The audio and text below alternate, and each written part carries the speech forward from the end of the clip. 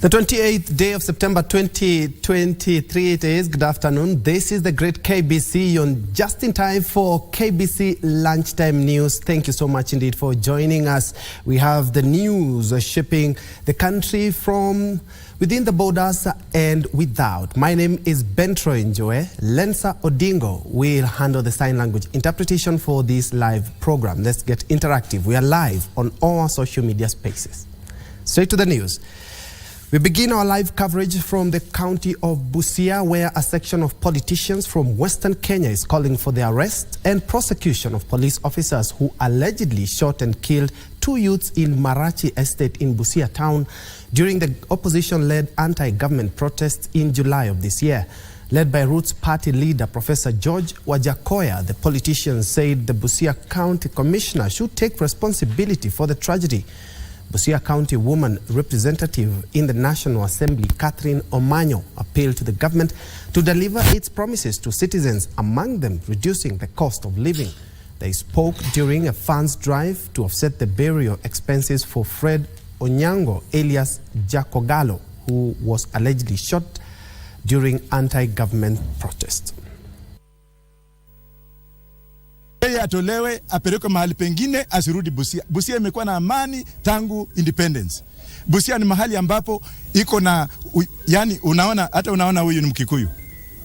Maina ni Mkikuyu, ameteuliwa na watu wa Busia. Wamesema kwamba kesi haiwezi kuendelea mpaka Commissioner Ruto aandike statement. Na hiyo statement nataka kuona ataandika nini kule ndani.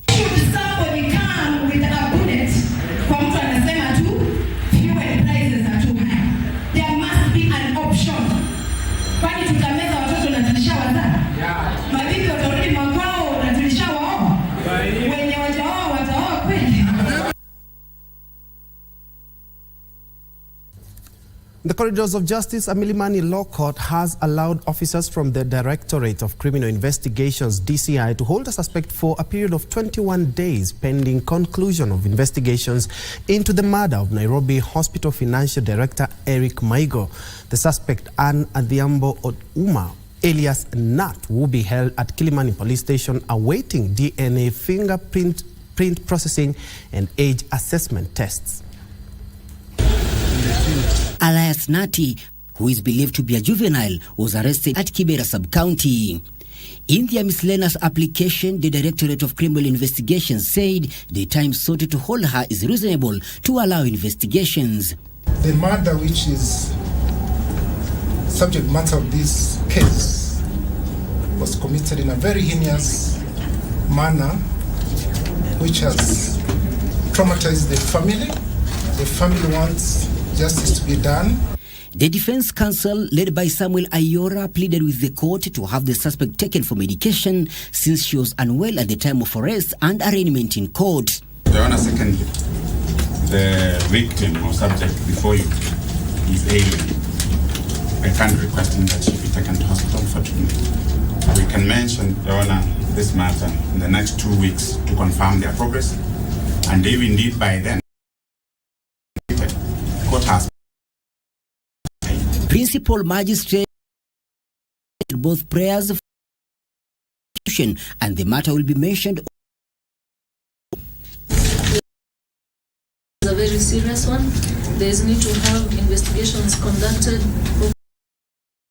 I will allow the application by the investigating officer.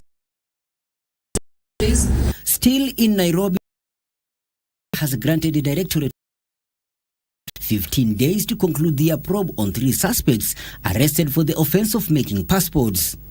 Senior Principal Magistrate Boaz Ombewa ordered the suspects, namely Joel Chido Gukun, Lilian Nyamota Kambona, and Alex Onyoike Njoroge, to be detained at Muthaiga Police Station.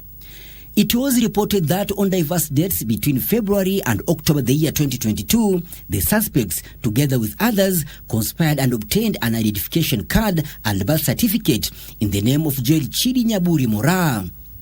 The investigating team also recovered 22 Kenyan passports, 9 birth certificates, 7 identification cards, a laptop, and 9 mobile phones from Alex Onyoike. Elsewhere, the Busia Law Court has allowed police to detain for 9 more days Bunyala West Member of County Assembly Kalbens Mapale Okonya, who is accused of defiling a minor. Chief Magistrate Edna Nyaloti noted that the time will allow the Witness Protection Agency to secure the witness in a safe location. The court notes that the Witness Protection Agency must secure a secure accommodation, and this requires procurement and financial resources. Bond terms for the accused will be determined on 9th of October and the case be heard on the 16th of October.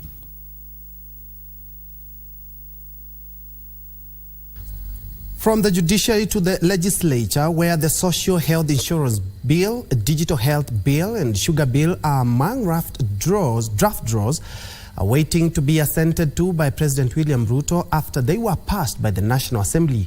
Lawmakers on Wednesday banned the midnight oil, expediting the three crucial bills. The National Health Insurance Bill is expected to replace the National Health Insurance Fund as the government seeks to fast-track the achievement of universal health coverage. There are no issues on the digital health bill, but this particular social health bill is the one dealing decisively with cartels. And I said it yesterday, Honorable Speaker, there are cartels that I know are already mobilizing and lobbying members. Therefore, Honorable Speaker, we must not fall prey to cartels, the corruption cartels that have brought down the healthcare sector of our country. The establishment of this social health insurance bill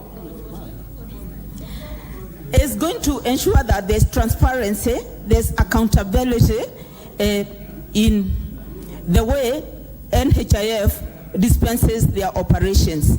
The establishment of a claims management department within the Social Health Insurance Authority is going to ensure that there is transparency in the way NHIF or Social Health Insurance Fund engages with its providers.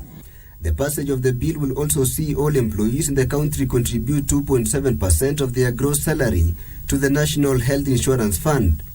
The Digital Health Bill, on the other hand, seeks to provide for a framework for provision of digital health services to establish a comprehensive integrated digital health information system, data governance and protection of personal health information, service delivery through digital health interventions, e-waste disposal, and health tourism. Another bill that has sailed through the National Assembly is the Sugar Bill, which seeks to reinstate the Sugar Act that was repealed through enactment of the Crops Act 2013. This bill seeks to restore the roles of the Kenya Sugar Board, currently undertaken by the Sugar Directorate of Agriculture and Food Authority, established under the Agriculture and Food Authority Act 2013. Tilio Marco for Lunchtime News. Elsewhere, residents in Mandera County are calling upon the government to reduce fuel prices due to the high cost of living. Among those greatly affected are taxi drivers who fear being pushed out of business. A section of them is said to be sourcing the commodity from neighboring countries like Ethiopia and Somalia.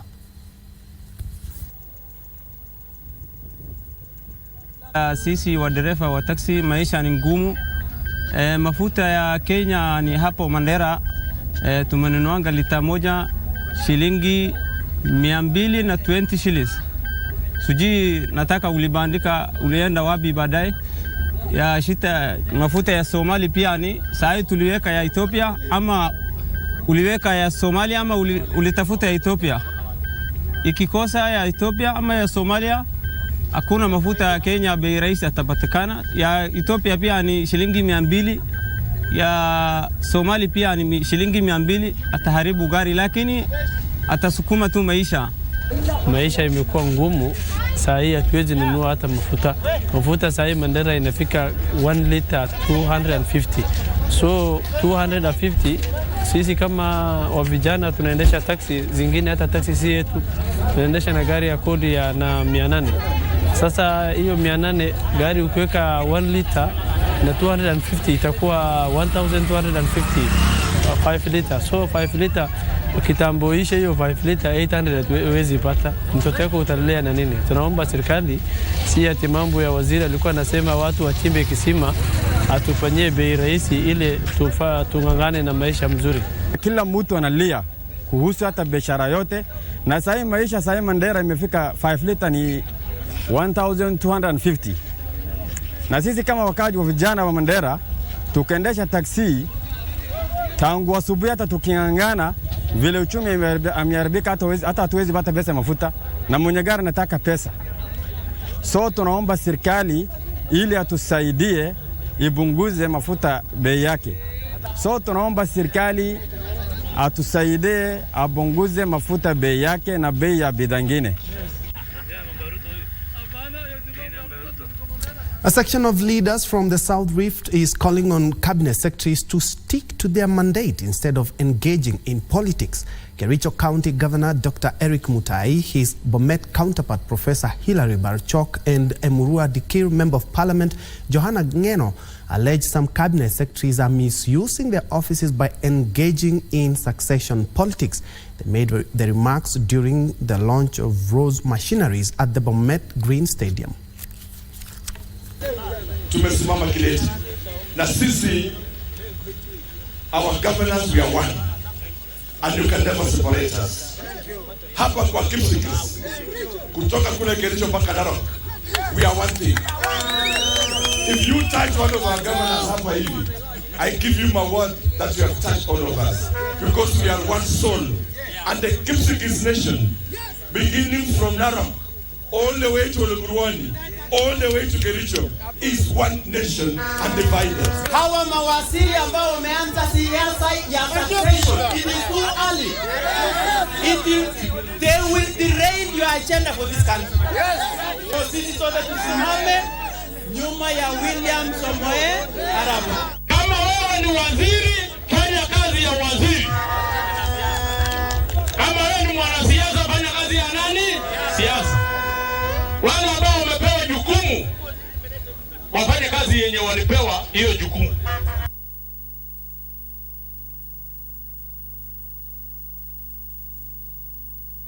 Away from that, farmers in Gatondo, South Kiambu County are counting huge losses after heavy rains and hailstones destroyed their crops on Tuesday night.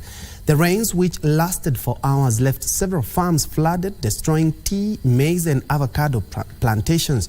The residents also complained that the rains, which poured from 3 p.m. to late in the night, barred them from going about their regular activities.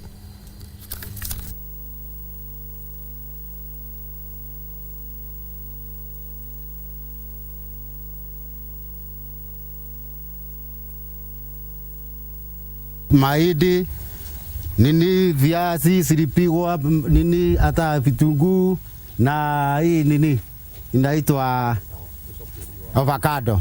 Avocado tena zaidi na majani ndio imeharibu sana. Hii yenye ilinyesha jana, sijawahi iona kama hiyo juu iliharibu kila kitu. Iliharibu hiyo dhala ikaikatakata. Ungesema ni mtu alikuwa huko ndani na kichana chana. Kama ni mahindi yote ilichanwa, kila kitu ilichanwa. Kama ungesema watu walishida, walipewa kazi ya kuchana vitu. Now, women have been urged not to shy away from going for fistula testing and treatment. During a free fistula screening medical camp at the Garissa County Referral Hospital, women were encouraged to speak out and get help. The camp was organized by the Garissa County Woman Representative in the National Assembly, Urgan Siyad, in partnership with 15 FM, a Somali vernacular radio station owned by the Kenya Broadcasting Corporation. This comes amid calls to sensitize women on the importance of seeking fistula treatment across the country. Wakati tunaingia huko vijijini, let's talk to other mothers na tuambie kwamba sasa uzazi sio kitu cha kuwaibikia, ni jambo la kuongea na kusema ili tuweze kutengeneza maisha yetu na ndoa zetu ziweze kuwa za maana. Restoring the dignity of women and girls in Kenya. Courtesy of this camp, over 200 women have been screened so far, and we expect the numbers to rise as we get to the home stretch. We must raise awareness to educate communities about safe childbirth practices, the importance of timely medical care during labor, and the devastating consequences of obstetric fistula. I will urge our members of the community to take advantage of such programs and such campaigns.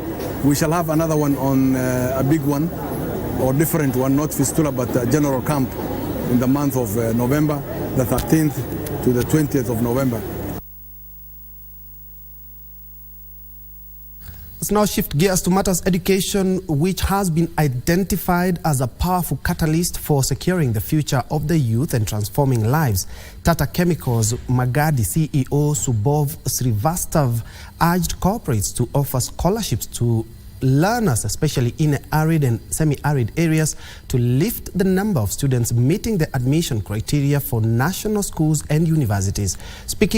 Speakers who graced the Tata Chemicals Magadi Education Day expressed concerns about low enrollment of girls in schools, which is further compounded by high dropout rates. In that same spirit, I think we, the management, are more the keepers of the flame, so as to speak. And the community and the management should work together to make the company even better so that it can contribute to the community in a better fashion. We have all gathered here because of exemplary performance of some of the pupils and students. We are all gathered here because of productive teachers who made those pupils and students pass. We are also gathered here because of the sacrifices of parents with their money, with everything they have sacrificed to celebrate their exemplary performance within Magadi Ward. There is a star in you, and what matters is how you are going to nurture that dream, how you are going to nurture the gift in you, the talent in you. Nasema hivi, kila mtu ana jambo ambayo Mungu amemwekea. Zote tuinue mambo ya masomo katika kaunti yetu, tuweze kushindana na kaunti zingine na Kenya kwa jumla na hata ulimwengu, kwa sababu karne ambayo tupo, dunia nzima imekuwa kama kijiji. Kwa hivyo tunashindana na tuhakikishe kwamba tutainua kaunti yetu.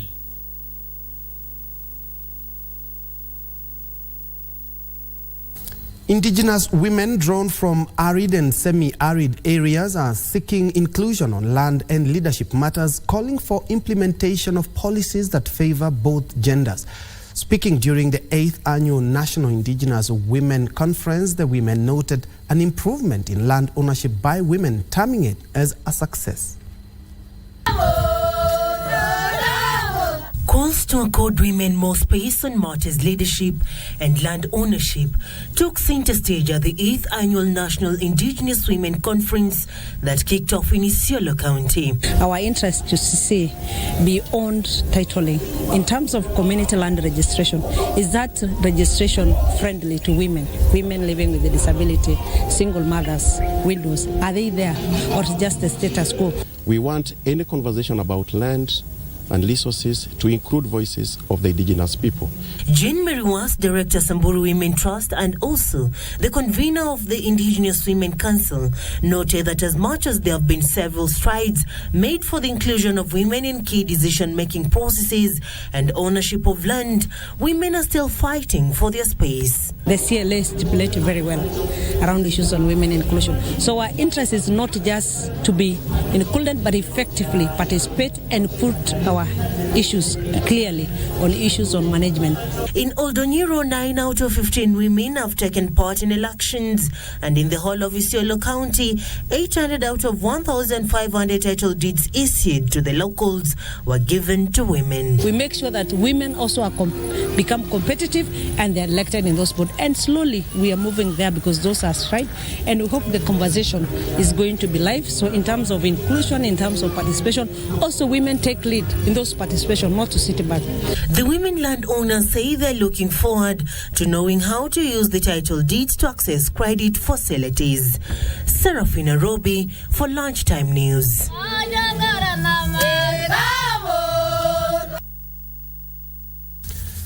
A family in Nyatechi village, Migori County, is seeking justice for their kin who was allegedly killed by the stepbrothers over ownership dispute of the family's 26-acre piece of land. John Mwita was attacked and shot dead on Wednesday night at his home. The immediate family, including his wife and son, expressed fears about their security and urged police to expedite the investigations and ensure justice is served. Wakati mume wangu alienda karipoti polisi, hakuna mtu wa kuchukua, polisi hakuchukua hatua yoyote mpaka saa hizi, mpaka wakati wa kuuawa.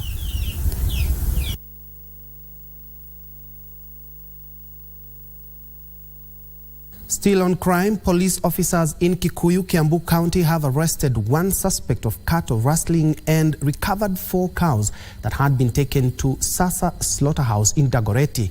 Confirming the incident, Kikuyu Deputy Police Commander Evans Mose urged residents to work closely with police officers to reduce cases of livestock theft in the area. The resident decried the rise in livestock theft in the area. Wakavunja boma pale nimejengea ng'ombe, wakazisukuma kwa mguu, wakazileta hapa Dagoretti. Hapa tuko saa hii.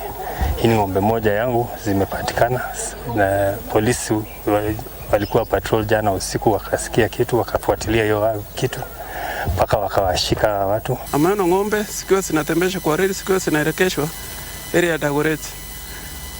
Bila alipiga simu, tuliweza kumobilize officers kutoka Togoto pamoja na wengine, wakaweza kuintercept, wakaweza kushika hiyo ng'ombe, na wezi walikuwa 3, wawili walitoroka, lakini mmoja akaweza kushikwa.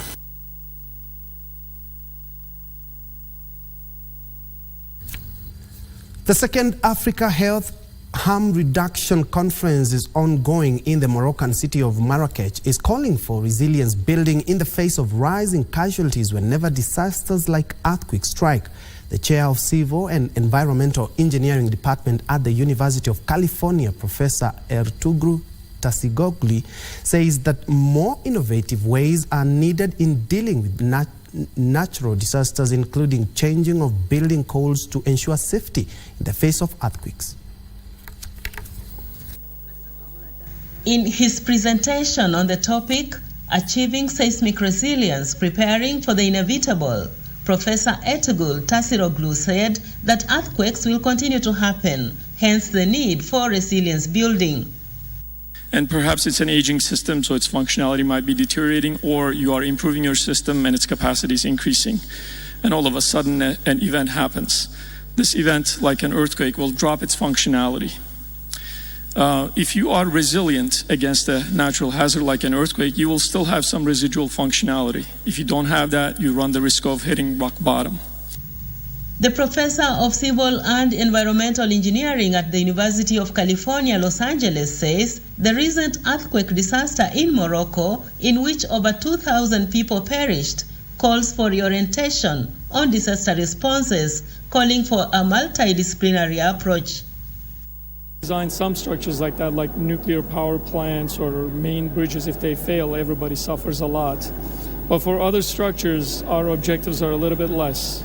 So for residential buildings, we allow some damage to happen, like cracking of concrete, etc., but no collapse. He is urging engineering students and scholars to venture into multidisciplinary areas, including economics, social science, other disciplines of engineering, in order to complement their engineering skills. So if you're studying civil engineering or you're trying to come up with earthquake resilient structures and infrastructure, you cannot go into your cocoon and only look at it from an engineering perspective. If you're a student in school, you have to train yourself in the multidisciplinary areas. You have to be able to understand economics, social science, other disciplines of engineering, because the disasters we're facing, earthquakes included, are all multidisciplinary problems. More than 83 countries with policy planners, researchers, and ministers drawn from Africa, Asia, and South America are attending the conference, being held under the theme Water, Environment, and Food Security. The second Africa Health Harm Reduction Conference began in Marrakesh, Morocco, centered around water, environment, and food security. However, following the recent earthquake, in which 2,000 people lost their lives, the discussion is now how to respond to disasters. I'm Judith Akolo in Marrakesh, Morocco. 25 minutes past the hour, and that report from Morocco takes us to our first break. But on the other side, we still have more news. Don't go away.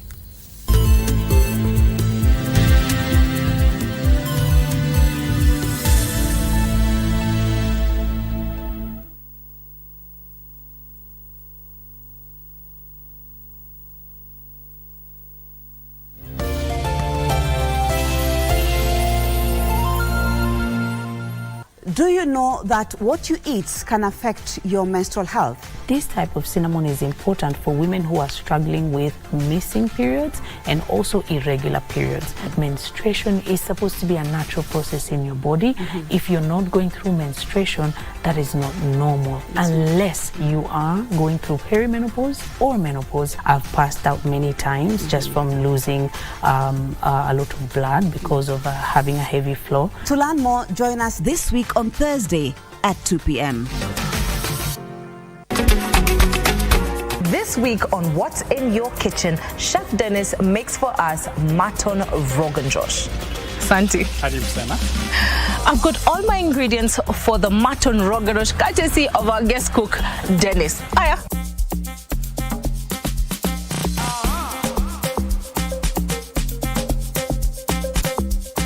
Crushed methi seeds. Kila siku soma kitu mpya. Mchele yetu iko sawa. Hii iko sawa. Tumalize. Sasa ni kwenda tukule. Lakini hauendi. Mimi siendi. Hauendi. Hiyo tutaongea kwa meza kwanza. Sawa.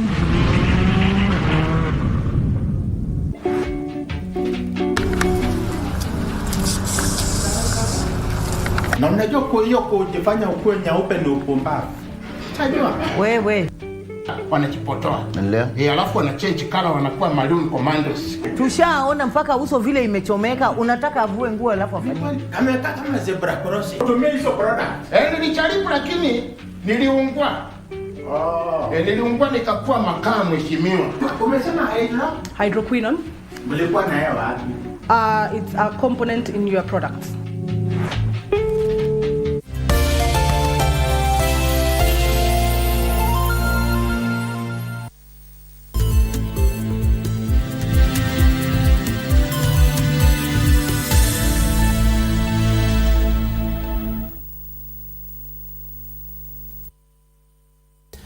Welcome back and many thanks for keeping me company. Moving on, a group of women in Lodwar, Turkana County is appealing to the national and county governments to come to their aid and help them find new markets for their commodities. The Lodwar Basket Market Self-Help Group says it is still reeling from the effects of the COVID-19 pandemic and is in need of financial muscle to climb out of economic hardships.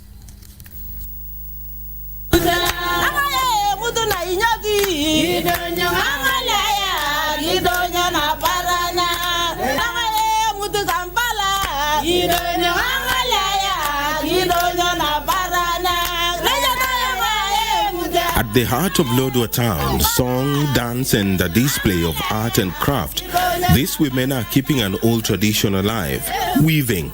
Inside the makeshift mini market are shopping baskets, trays, lampshades, bags and other handmade items for sale.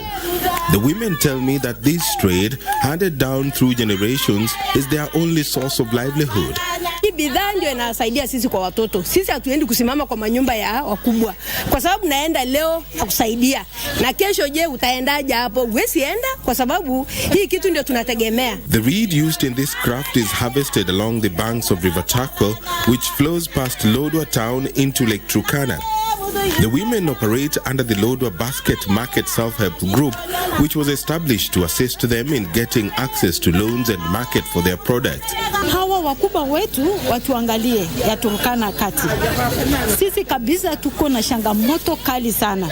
Manake vitu yetu isipohusika hapa, sina kaa tu hapa ama ikimalizika unarudi nyumbani. Lucy has mastered this art. She's preparing a bunch of reeds, readying them for the next step of the craft. She wants to weave a shopping basket. Just like her colleagues here, Lucy says business is not doing very well at the moment. Hii kazi imerudi chini kwa sababu hakuna market. Tunakaa hapa tunatajia wale tunatoka huko. Kama hakuna tangu wakati ya corona mpaka sasa kuna kazi. Financial experts say that though the cottage industry grew significantly at the height of COVID-19, many businesses, especially in the rural areas, are struggling to leverage the online market. Sasa hata mimi mwenyewe ni mraia, sijui mambo ya kutumia simu. Sintapikana na wateja wenyewe wenye wanafika hapa ndio mimi napata. Wenye wako mbali ile wa simu, wenye wanajua mambo ya simu ndio wanaweza kupata hawa. These women say that they will keep weaving despite the myriad of challenges facing this skillful craft. And in their songs, they reach out to those they feel still hold the key to their much-needed financial breakthrough. For Lunchtime News in Lodwar, Turkana County, I am Edward Kabasa. Elsewhere, retired Lieutenant Colonel Dr. Michael Munyoki served in the military for years and was instrumental in publishing books and journals on HIV and AIDS among uniformed officers not only here in Kenya but also in Sudan, Ethiopia and Eritrea. And not only did his efforts win him accolades but also help to bring down HIV infections rates in the forces. He graces this week's edition of Military Tales.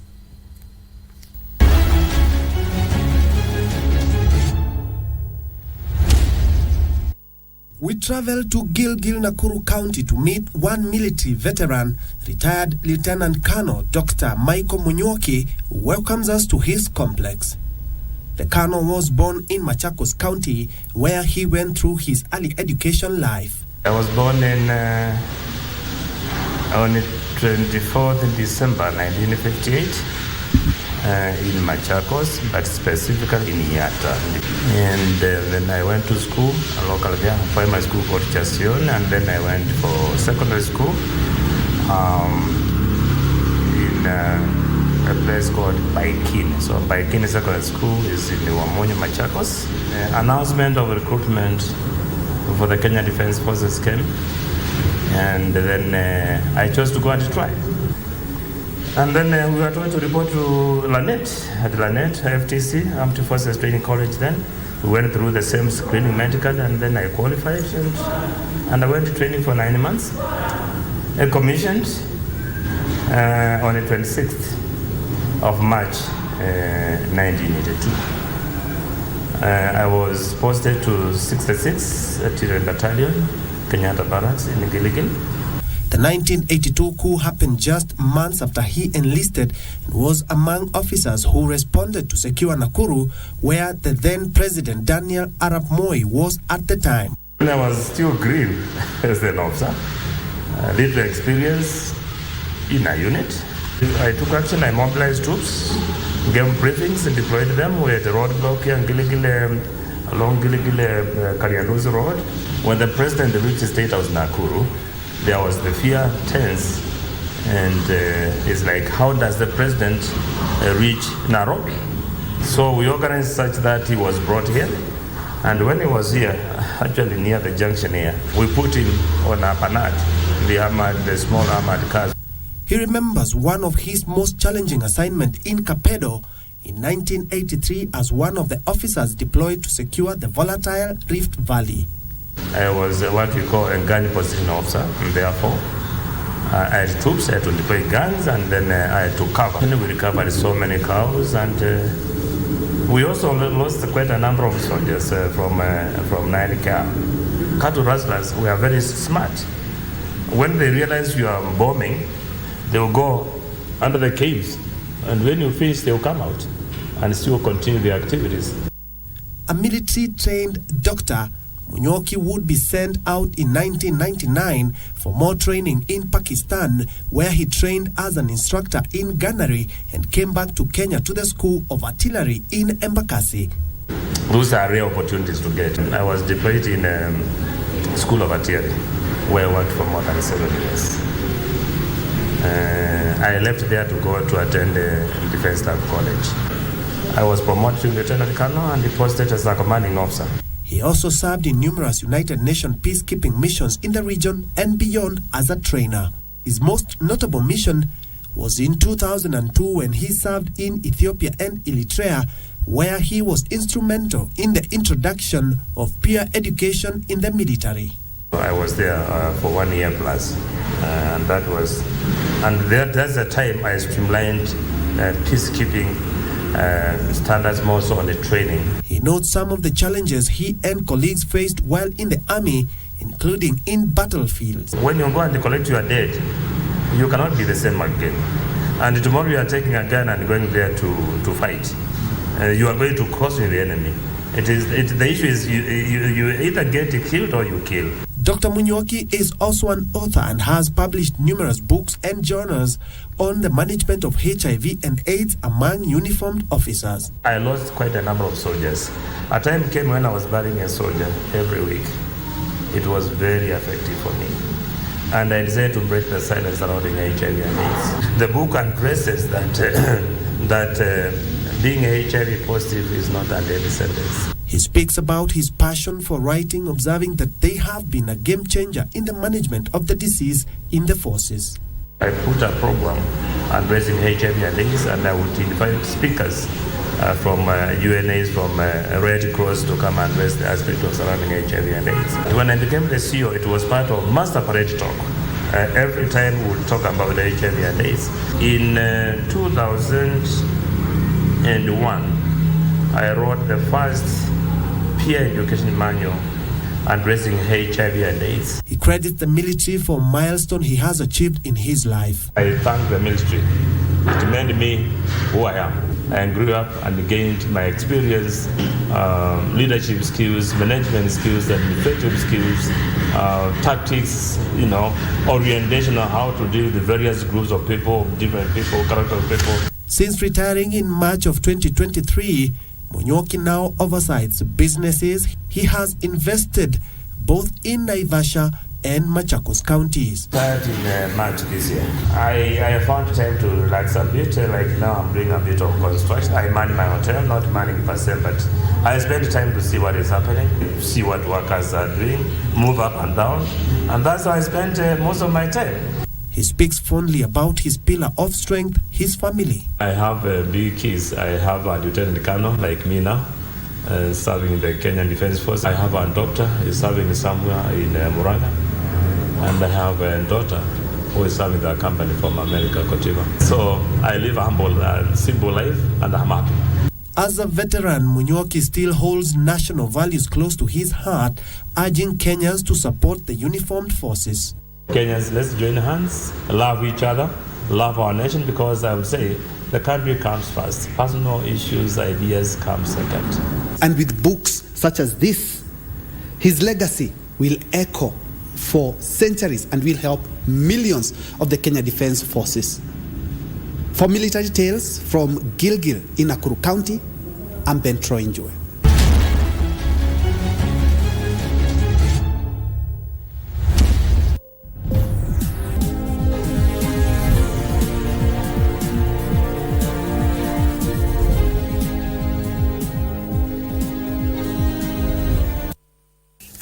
Moving on, the high cost of living is taking a toll on Kenyans, with many people finding it difficult to put a meal on the table. Statistics from the Kenya Institute of Public Policy Analysis show that despite an increase in the minimum wage of 12%, the overall cost of essential goods and services jumped 22%, clawing back the gains made in the minimum wage in the year 2022. Kipra's statistics show the economy dipped in 2022 to 4.8% from 7.6% in the year 2021.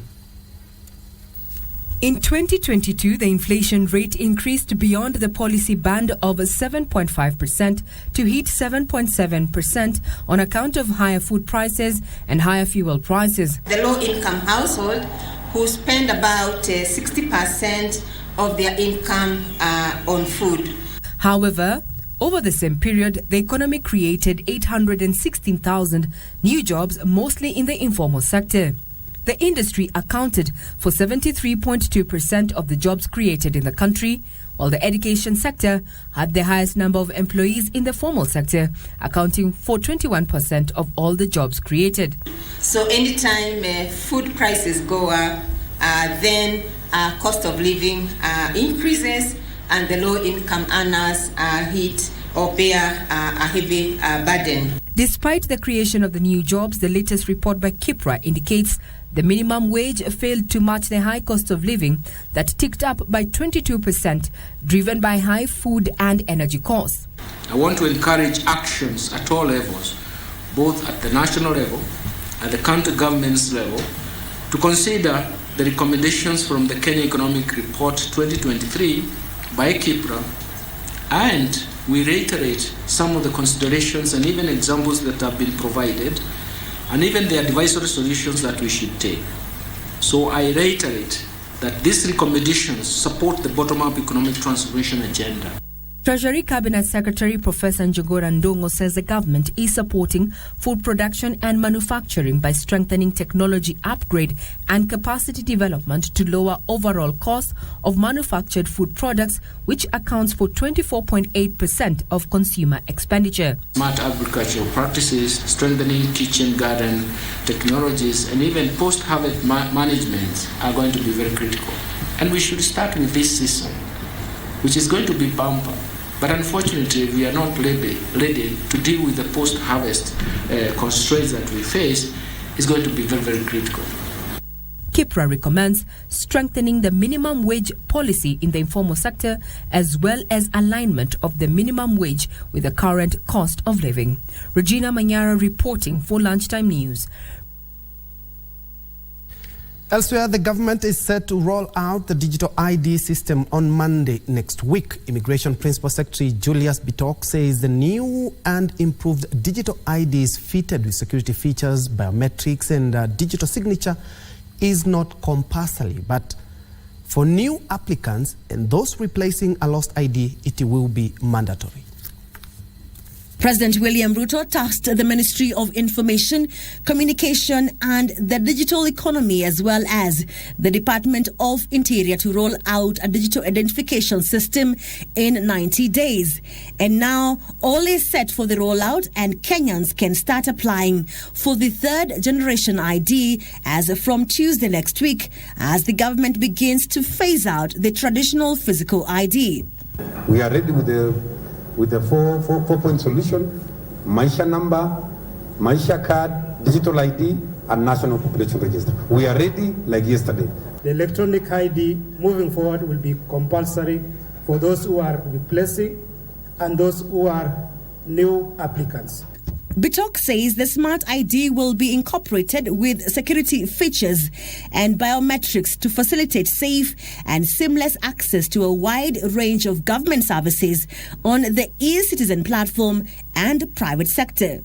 We have a second generation ID that is obsolete in technology, and we have provided a more secure card. When you have this virtual ID, you can be able to transact using your phone without any problem. And we are building trust around it. And we are saying the gateway to this digital ID is e-citizen. We say when you have the Gavam Kononi app, the e-citizen app, then you are able to enroll for your digital ID. Newborns will also have a unique identity card, which will serve as their birth certificate number, marking the beginning of a major shift in the registration of persons. Dubbed Maisha Card, the 14-digit unique personal identifier that is easily verifiable will be a lifelong personal identity number, mirroring the national social security number issued to U.S. citizens. It will be the number on their birth certificate, their number on NEMIS at the school. It will be the number at the university. It will be their ID number. It will be their KRA number. It will be their number for NSSF, NHIF, or SHIF for that matter. It will also be their number when they pass on their death certificate. So it will be a universal number equivalent to the national security number of the national social security number of the US. 400 agencies, including Kenya Revenue Authority, have been onboarded in the new personal identifier. The digital ID system is expected to enhance Kenya's tax administration by properly identifying the tax base, making it easier to have a centralized citizen database. Weri Mujenga for Lunchtime News. Let's now shift gears to matters sports. Team Kenya for World Athletics Road Running Championships left the country yesterday night for Riga, Latvia, ahead of the 1st October event. The team, comprising 18 athletes, has been in residential training at Kasarani in preparation for the championships. The team will be led by multiple world record holder Faith Kipyegon, who will lead the women's elite squad in the road mile. She will be accompanied by Nelly Chepchirchir and world 3,000 meters steeplechase record holder Beatrice Chepkoech. Kipyegon, who holds world record in 1,500 meters, 5,000 meters and the mile, together with Chepchirchir, are flying Kenyan's flag in 1,500 meters. The 5-kilometer race will comprise Jacob Krop, Nicholas Kimeli and Cornelius Kimboi, all who are featuring in the 5,000 meter. The men's road mile will feature former world 1,500 meters champion Timothy Cheruiyot, Abel Kipsang and Reynold Cheruiyot.